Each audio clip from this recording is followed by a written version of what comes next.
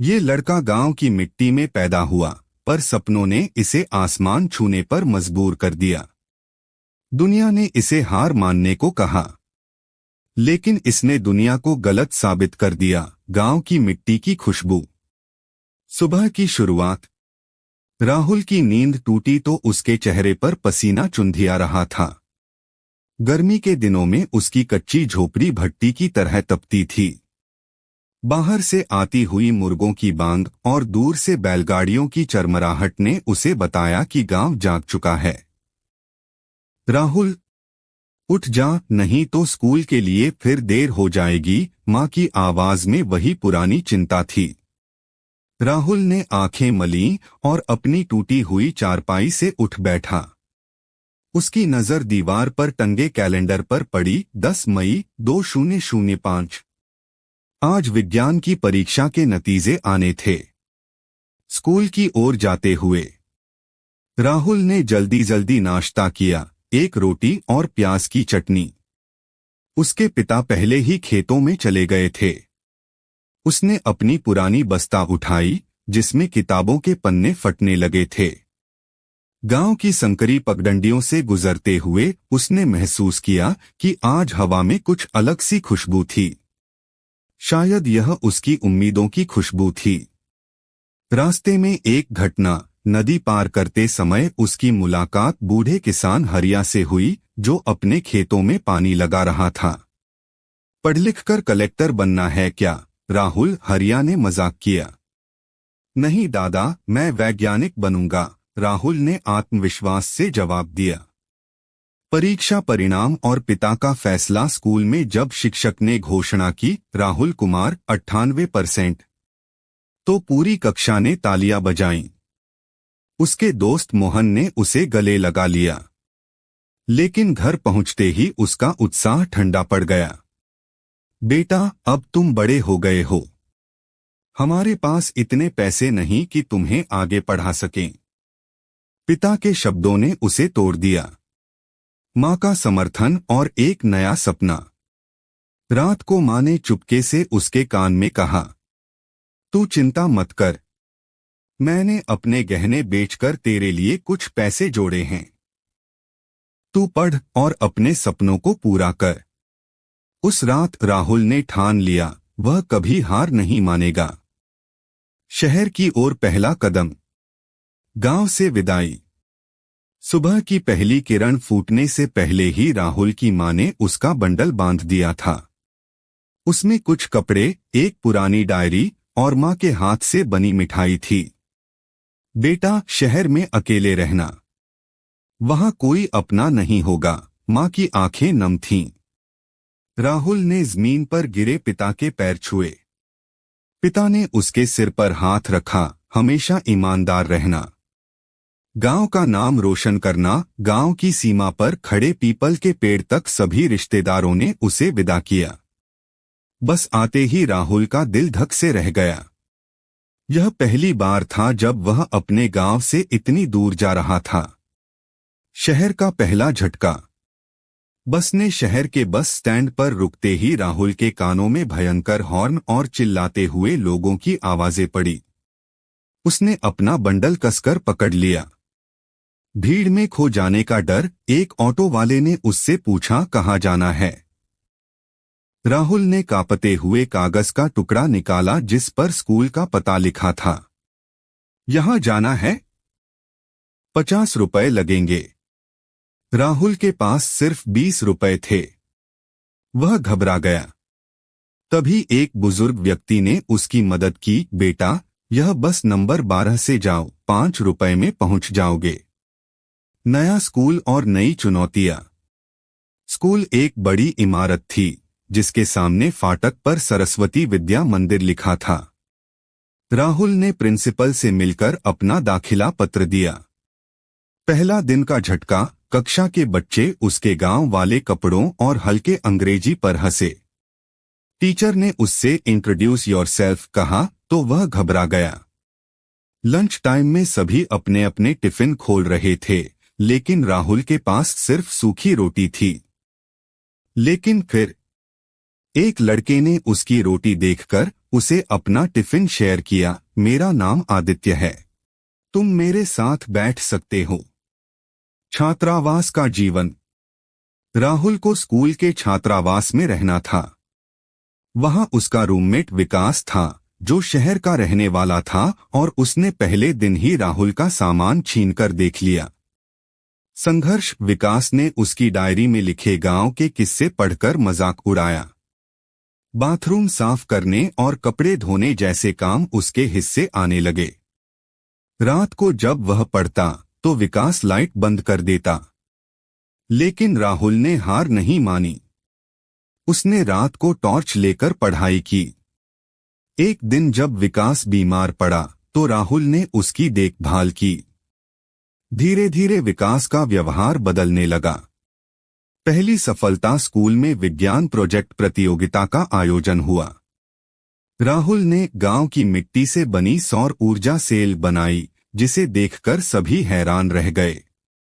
जीत और पहचान। प्रिंसिपल ने उसे स्टेज पर बुलाकर सम्मानित किया।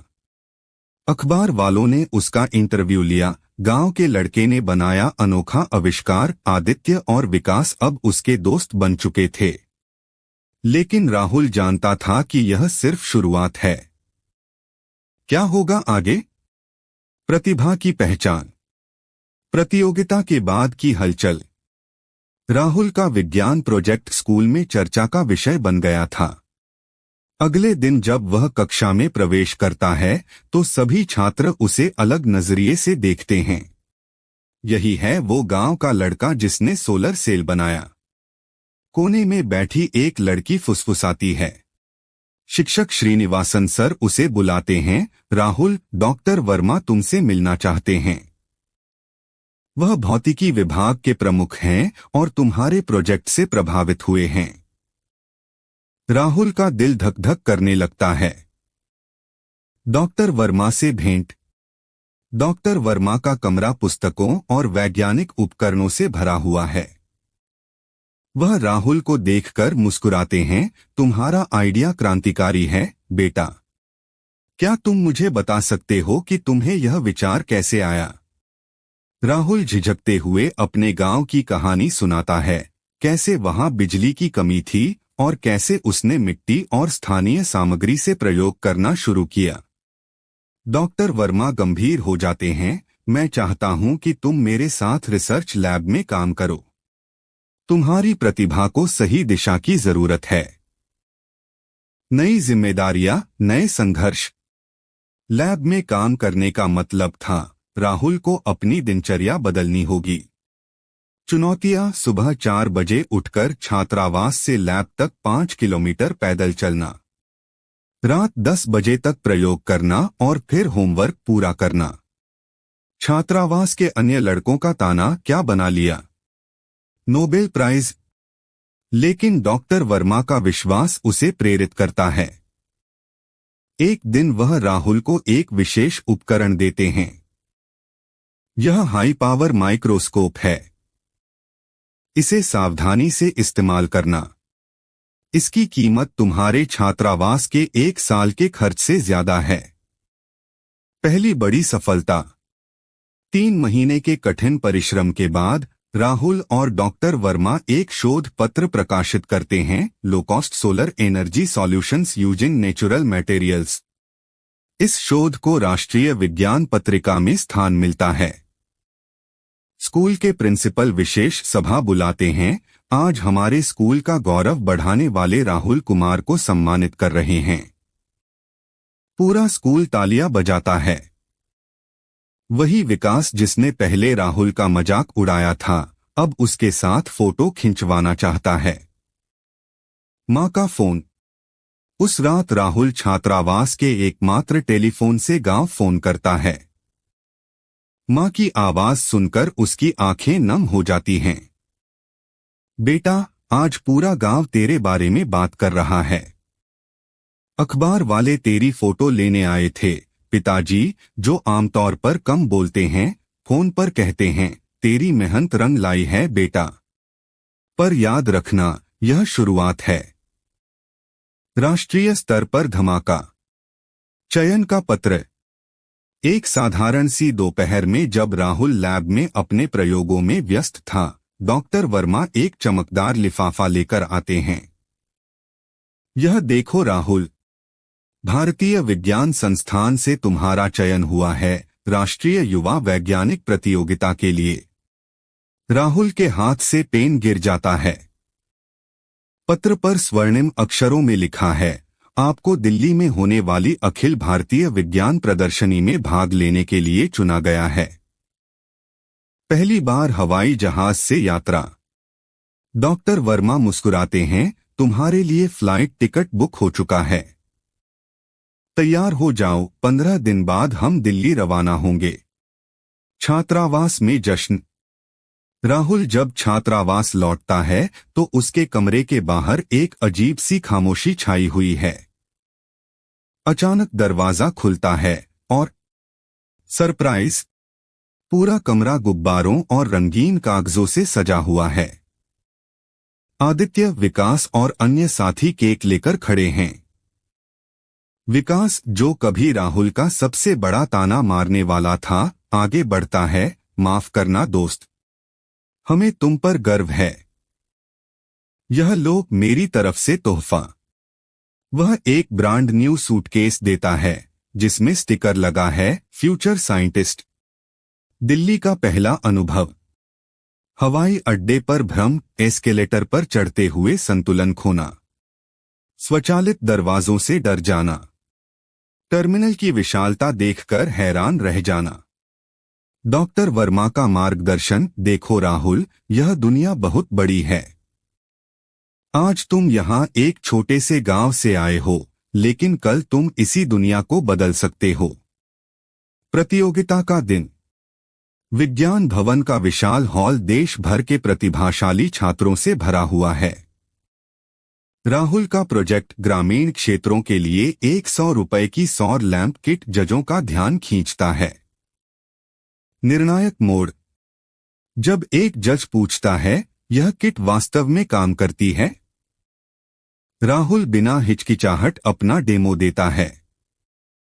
अचानक बिजली चली जाती है, जानबूझकर की गई व्यवस्था, और पूरा हॉल अंधेरे में डूब जाता है। तभी राहुल की सौर लैंप किट पूरे हॉल को रोशन कर देती है। पूरा हॉल तालियों से गूंज उठता है। विजय और नई जिम्मेदारियां।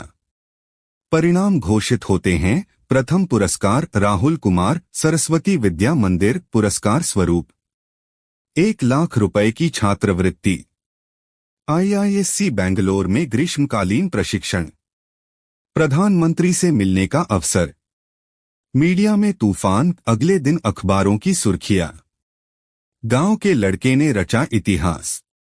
100 रुपए की सौर लैंप ने जीता 1 लाख का पुरस्कार। पहली एयर कंडीशन्ड ट्रेन यात्रा। राहुल ने अपने नए सूटकेस को थामे हुए यशवंतपुर एक्सप्रेस में चढ़ते हुए महसूस किया, जीवन वास्तव में बदल रहा था। अनोखे अनुभव। TTE द्वारा बर्थ पर लगा AC कोच का स्टिकर देखकर आश्चर्य। रात में बर्फीली हवा से कांपते हुए 2 कंबल मांगना। बंगलौर सेंट्रल स्टेशन पर स्वागतम बोर्ड देखकर मन में उमंग। डॉक्टर वर्मा का फोन, राहुल, IISc के प्रोफेसर मेनन तुम्हें स्टेशन से लेने आ रहे हैं। वे तुम्हारे प्रोजेक्ट से बहुत प्रभावित हैं। विज्ञान का मंदिर, IISc। संस्थान के मुख्य द्वार पर लगे विशाल पत्थर के शिलालेख ने राहुल को स्तब्ध कर दिया। भारतीय विज्ञान संस्थान 1909 में स्थापित। पहले दिन के झटके। लैब में 2 रुपए करोड़ के इलेक्ट्रॉन माइक्रोस्कोप को छूने से डरना। कैंटीन में सैंडविच बर्गर देखकर घबराहट। गांव में केवल रोटी सब्जी खाने वाला लड़का। अंग्रेजी में फ्लुएंट बात करने वाले छात्रों के बीच खुद को अजनबी महसूस करना। प्रोफेसर मेनन का समर्थन, तुम्हारी प्रतिभा भाषा की सीमाओं से बड़ी है राहुल। विज्ञान की भाषा तो संख्याएं और समीकरण हैं।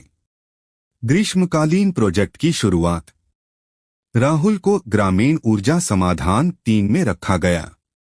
उसका कार्य था 5,000 रुपए से कम की सौर सिंचाई प्रणाली विकसित करना। चुनौतियां, सुपरवाइजर का कठोर रवैया, तुम्हारा डिजाइन व्यावहारिक नहीं है। साथी शोधार्थियों का संदेह, गांव का लड़का आईआईएससी के मानकों पर खरा उतरेगा, पहली बार कंप्यूटर सिमुलेशन में असफलता। मोड़ तब आया जब राहुल ने अपने गांव के अनुभवों को शामिल करते हुए एक नया प्रोटोटाइप बनाया, बांस और मिट्टी से बना सोलर पैनल स्टैंड। बारिश में धावा।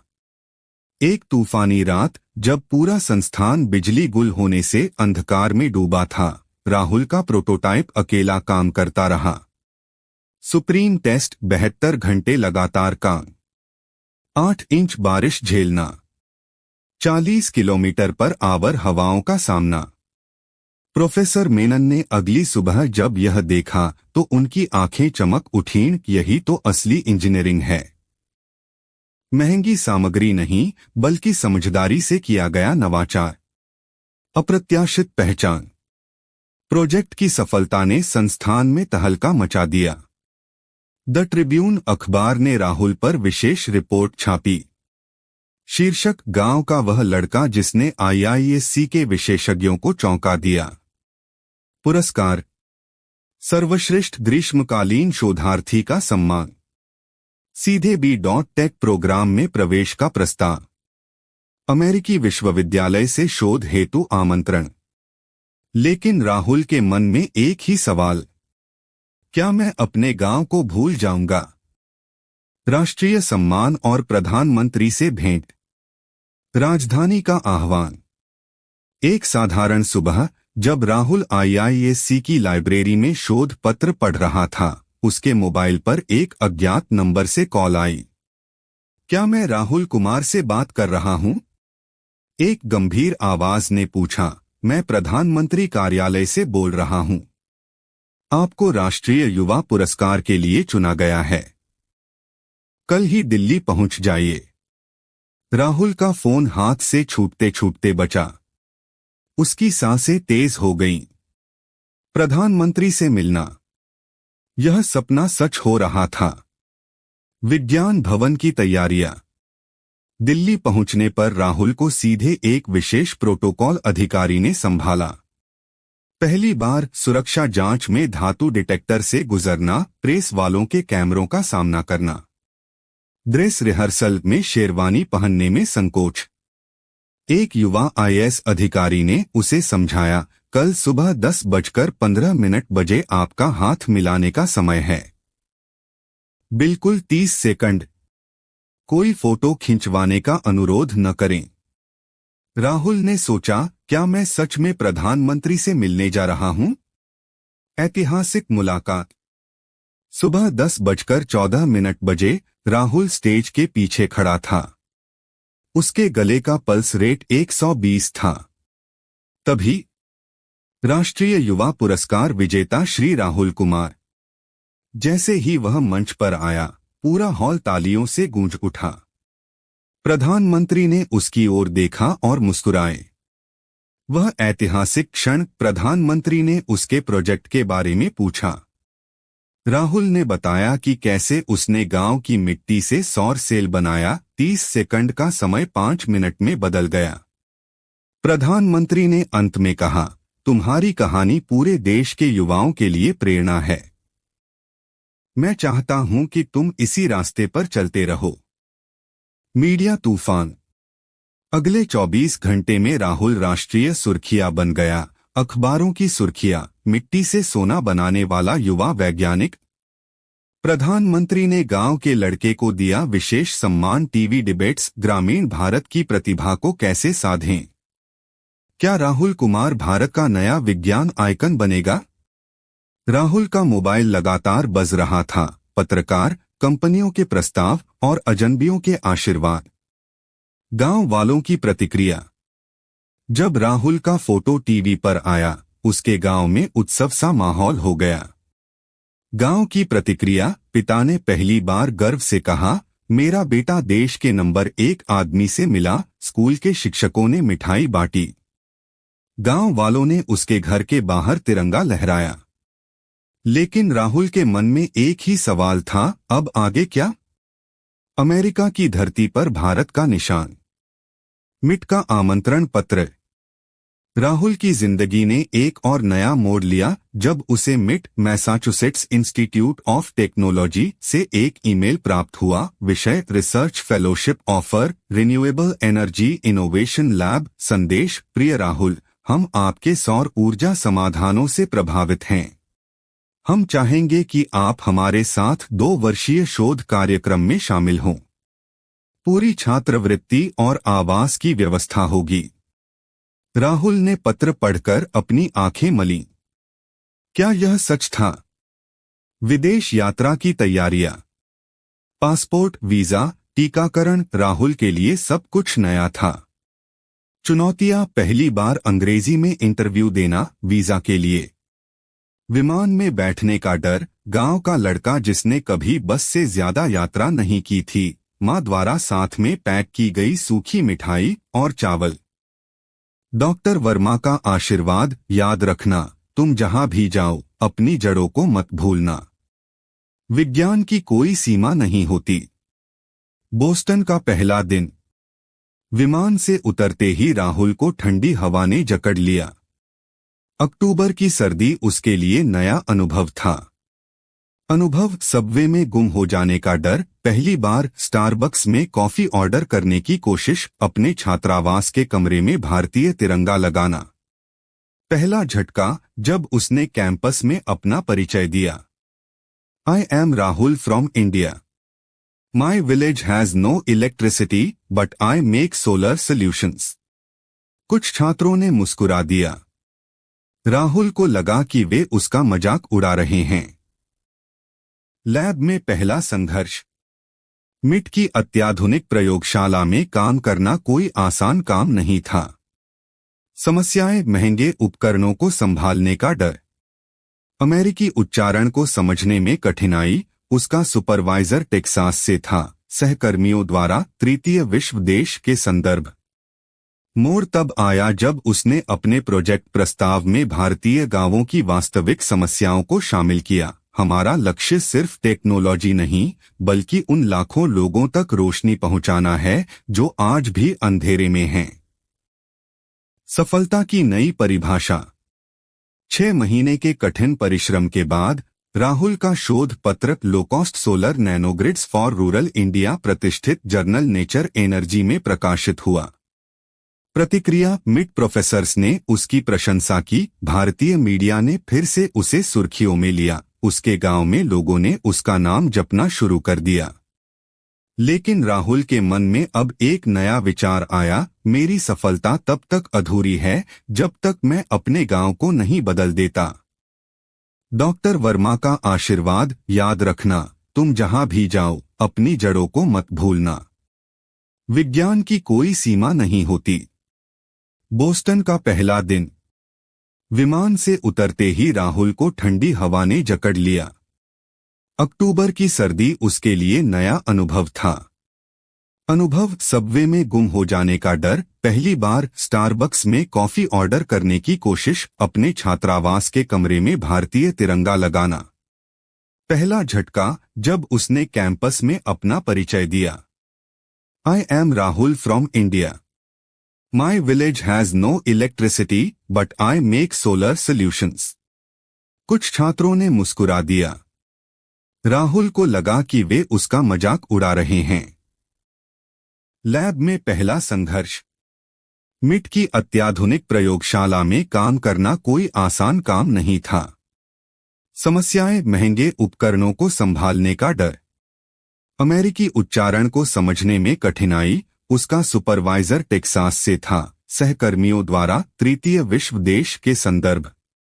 मोड़ तब आया जब उसने अपने प्रोजेक्ट प्रस्ताव में भारतीय गांवों की वास्तविक समस्याओं को शामिल किया। हमारा लक्ष्य सिर्फ टेक्नोलॉजी नहीं, बल्कि उन लाखों लोगों तक रोशनी पहुंचाना है जो आज भी अंधेरे में हैं। सफलता की नई परिभाषा। 6 महीने के कठिन परिश्रम के बाद राहुल का शोध पत्र लोकॉस्ट सोलर नैनोग्रिड्स फॉर रूरल इंडिया प्रतिष्ठित जर्नल नेचर एनर्जी में प्रकाशित हुआ। प्रतिक्रिया, मिट प्रोफेसर्स ने उसकी प्रशंसा की। भारतीय मीडिया ने फिर से उसे सुर्खियों में लिया। उसके गांव में लोगों ने उसका नाम जपना शुरू कर दिया। लेकिन राहुल के मन में अब एक नया विचार आया, मेरी सफलता तब तक अधूरी है जब तक मैं अपने गांव को नहीं बदल देता। वैश्विक मंच पर भारत का प्रतिनिधित्व। संयुक्त राष्ट्र का निमंत्रण। एक सर्द बोस्टन की सुबह राहुल को संयुक्त राष्ट्र जलवायु सम्मेलन के लिए न्यूयॉर्क जाने का निमंत्रण मिला। ईमेल में लिखा था, हम चाहते हैं कि आप विकासशील देशों के लिए सस्ते सौर समाधानों पर अपना मॉडल प्रस्तुत करें। प्रतिक्रिया, हाथों का कांपना, डॉक्टर वर्मा को फोन करके सलाह लेना, अपने छात्रावास के कमरे में तिरंगा ढूंढना जो उसने दीवार पर लगा रखा था, न्यूयॉर्क का तूफान। यूनाइटेड नेशंस हेडक्वार्टर पहुंचते ही राहुल की नजर विशालकाय ग्लास की इमारत और 193 देशों के झंडों पर पड़ी। अनुभव। सुरक्षा जांच में लगा समय, घड़ी और बेल्ट उतारने की आदत नहीं। भारतीय प्रतिनिधिमंडल द्वारा गर्मजोशी से स्वागत। अपने नाम के साथ भारत लिखा देखकर सीना गर्व से चौड़ा हो जाना। प्रेजेंटेशन से पहले का क्षण। जब उसे मंच पर बुलाया गया, माइक्रोफोन में गूंजा, अब मैं भारत के राहुल कुमार को आमंत्रित करता हूं, जिसने ग्रामीण ऊर्जा समाधानों में क्रांति ला दी है। वह ऐतिहासिक भाषण। राहुल ने अपना लैपटॉप कनेक्ट किया और स्क्रीन पर अपने गांव की तस्वीर दिखाई, जहां बच्चे केरोसिन लैंप की रोशनी में पढ़ते थे। भाषण के मुख्य अंश, मैं जिस गांव से आता हूं, वहां बिजली एक विलासिता थी। आज मैं एक ऐसी तकनीक लेकर आया हूं जो 100 रुपए में 1 महीने की रोशनी दे सकती है। प्रभाव। सभागार में सन्नाटा। फ्रांस के प्रतिनिधि द्वारा खड़े होकर तालियां बजाना। संयुक्त राष्ट्र महासचिव का हाथ मिलाने आना। मीडिया हेडलाइंस, गांव के लड़के ने यूएन में भारत का सिर गर्व से ऊंचा कर दिया। अमेरिकी मीडिया का तूफान। CNN, BBC और न्यूयॉर्क टाइम्स ने राहुल का इंटरव्यू लिया।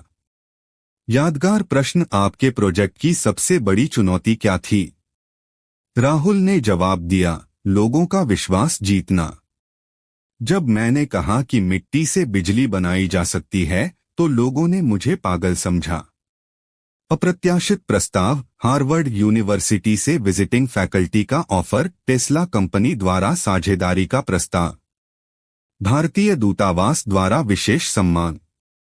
घर लौटने की तैयारी। जब राहुल ने मिट में अपना सामान पैक किया, तो उसके अमेरिकी रूममेट ने पूछा, तुम्हारा अगला लक्ष्य क्या है? राहुल ने अपने फोन पर अपने गांव की तस्वीर दिखाते हुए कहा, अब मैं वहीं जा रहा हूं जहां से शुरुआत हुई थी। मेरे गांव को अब मेरी जरूरत है। गांव की धूल में लौटता सूरज। वापसी का वह पल। बिहार के छोटे से रेलवे स्टेशन पर जब राहुल उतरा, तो उसकी आंखें नम हो गईं। वही पुराना प्लेटफॉर्म, वही आम के पेड़ और राहुल बेटा। मां की आवाज सुनकर वह चौंका। पूरा गांव उसे लेने आया था। बच्चे फूलमालाएं लिए खड़े थे, बुजुर्गों के हाथों में मिठाई के डिब्बे थे। भावुक पल। पिता ने पहली बार सार्वजनिक रूप से उसे गले लगाया। स्कूल के शिक्षक ने उसके सिर पर हाथ रखा, तुमने हम सबको गर्वित किया। गांव की बूढ़ी दादी का आशीर्वाद, तेरे जैसे बेटे हर माँ के लिए सपना होते हैं। बदलाव की पहली चिंगारी। अगले दिन सुबह राहुल ने गांव के चौपाल पर सभा बुलाई। प्रस्ताव, मैं यहां एक सोलर पावर प्लांट बनाना चाहता हूं जो पूरे गांव को बिजली दे सके, पर मुझे आप सबका सहयोग चाहिए। प्रतिक्रियाएं। युवाओं का उत्साह, बुजुर्गों का संशय, यह सब जादू टोना तो नहीं? सरपंच का सवाल, इसमें गांव का क्या फायदा? राहुल ने अपना लैपटॉप खोला और यूएन में दिए गए भाषण का वीडियो दिखाया। पूरी चौपाल स्तब्ध रह गई। संघर्ष का दौर। योजना को अमलीजामा पहनाना आसान नहीं था। चुनौतियां। जमीन का विवाद, कुछ लोगों ने अपने खेत देने से मना कर दिया। सामग्री की ढुलाई, नजदीकी शहर से ट्रैक्टर भाड़े पर लाना, स्थानीय ठेकेदारों द्वारा ऊंची कीमतें वसूलने की कोशिश। मोड़ तब आया जब गांव की महिलाओं ने आगे बढ़कर सहयोग दिया। राधा देवी ने अपना आंगन दिया, स्कूली बच्चों ने निर्माण स्थल पर पानी पहुंचाया, स्थानीय युवकों ने रात दर रात पहरा दिया। प्रकाश पर्व। 3 महीने के कठिन परिश्रम के बाद वह ऐतिहासिक दिन आया। उद्घाटन के पल गांव के सबसे बुजुर्ग व्यक्ति ने स्विच ऑन किया। 150 घरों की खिड़कियां एक साथ रोशन हुईं। बच्चों की चीखें, अब हम रात में भी पढ़ सकते हैं। राहुल ने अपने फोन से प्रधानमंत्री कार्यालय को लाइव दिखाया। अगले दिन अखबारों की सुर्खियां थीं, गांव का वह लड़का जिसने अपने सपने से पूरे गांव को रोशन कर दिया। नींव पत्थर। उस रात जब पूरा गांव दिवाली की तरह जगमगा रहा था, राहुल ने एक नई योजना का ऐलान किया। Rahul solar foundation. हर साल 10 गांवों को रोशन करना, स्थानीय युवाओं को प्रशिक्षित करना, सौर ऊर्जा से चलने वाली सिंचाई पंप योजना। गांव के सरपंच ने उसके कंधे पर हाथ रखा। आज तुमने साबित कर दिया कि असली बदलाव बाहर से नहीं, भीतर से आता है। क्रांति की रोशनी से जगमगाता भारत। 5 साल बाद एक नई सुबह। सूरज की पहली किरण के साथ ही राहुल सोलर फाउंडेशन के कैंपस में हलचल शुरू हो गई। अब यह सिर्फ एक गांव की कहानी नहीं थी। 87 गांवों को रोशन कर चुके इस मिशन ने पूरे राज्य का नक्शा बदल दिया था। परिसर के दृश्य, सौर पैनलों से ढकी छतें, युवा इंजीनियरों की टीम डैशबोर्ड पर डेटा चेक कर रही है। ऊर्जा संपन्न गांव की लिस्ट में आज 3 नए नाम जुड़ने वाले थे। राहुल के कार्यालय की दीवार पर टंगे पुरस्कारों के बीच आज भी वह पहला सोलर सेल प्रोटोटाइप गर्व से रखा हुआ था। राष्ट्रपति भवन का सम्मान। एक विशेष दिन का वीडियो कॉल आया। भारत के राष्ट्रपति का सचिवालय। संदेश, श्री कुमार, आपको नवाचार के क्षेत्र में पद्मश्री पुरस्कार के लिए चुना गया है। कृपया 26 जनवरी को राष्ट्रपति भवन पहुंचें। राहुल ने फोन रखा और खिड़की से बाहर देखा। उसके गांव के बच्चे सोलर लैंप लेकर स्कूल जा रहे थे। यही उसका असली पुरस्कार था।